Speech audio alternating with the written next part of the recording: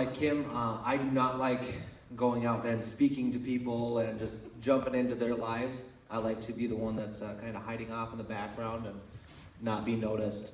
So it was a surprise to me when I said, I think I'm going to go down to New Orleans, because Jeremy actually got a hold of me 6 days before they were heading down and said, hey, I have an extra spot if you want to go down.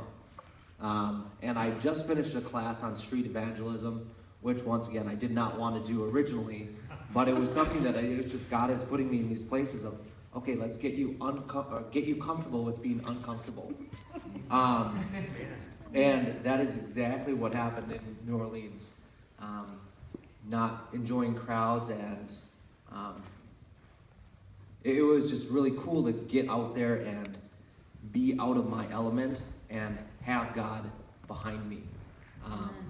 There were plenty of times that I said, okay, I have to do this. I have to actually take that step and allow God to be my strength. And in Isaiah 41, we hear this often, and so it says, so do not fear, for I am with you.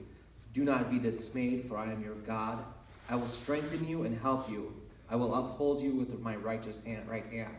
But the next verse is something that we don't necessarily always follow up with, which is, all who rage against you will surely be ashamed and disgraced. Those who oppose you will be nothing and will perish. And it was something that I saw while I was down there.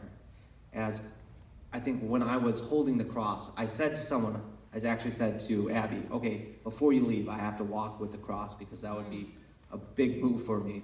Yep. And so I went out there and I said, okay, I have to keep on worshiping and singing because that's the only way that I'm going to have strength.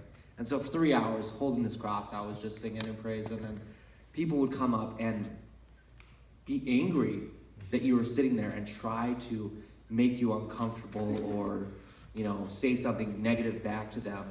And by having God's strength behind me, just being able to withstand all the mocking and all the insults, you would see something change in them. They were discouraged. They were ashamed by what they had said to you. And I had several people leave and then come back and say, hey, I really appreciate the fact that you just were able to withstand it. I'm sorry that I did that.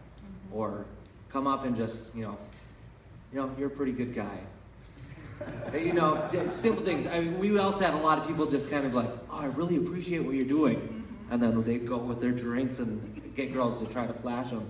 But it was just amazing to see that when we stand with God, those that are against us will actually see the strength, and it's just, I don't know. That's true. It was just cool.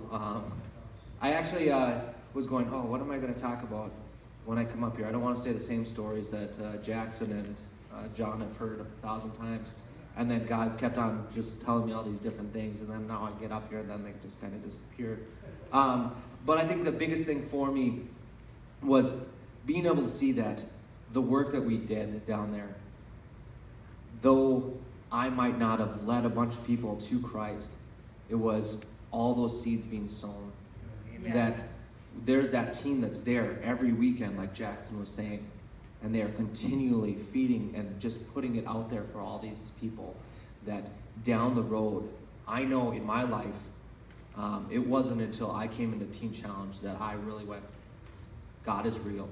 And all the stuff that had been put into my life beforehand that I had rejected has fed me and is making me grow to the man that I am. And while being down at New Orleans, it's been, almost a month now that we've been back, seeing how God is still using those 5 days in my life. There are times that I am singing or praising or things like that, and all of a sudden I can't even say the words of the song, and it's more of just the emotions of what those words mean. And I can really see myself actually entering into worship and what it means to have a relationship with Christ. And it's such a beautiful thing because it's things that we long for, and we continually think that, okay, I'm doing this mission trip for these lost people. Or we're doing the mission trips for you guys, for myself, and for everyone that we touch in our lives that we don't even think about. And it's just such an amazing thing to see how God actually works. and all the things that we don't get to see, knowing that he's off in some other state working by something that we've done or that you guys have done to help me out. I mean, I think of how many times I've been in this church while I was in Teen Challenge. And to be honest, the first time I came in, I was like, oh my gosh, I don't know if I can do this. And then it turned into, all right, we get to go to Dan's church. So I appreciate all of you guys' support. Thank you.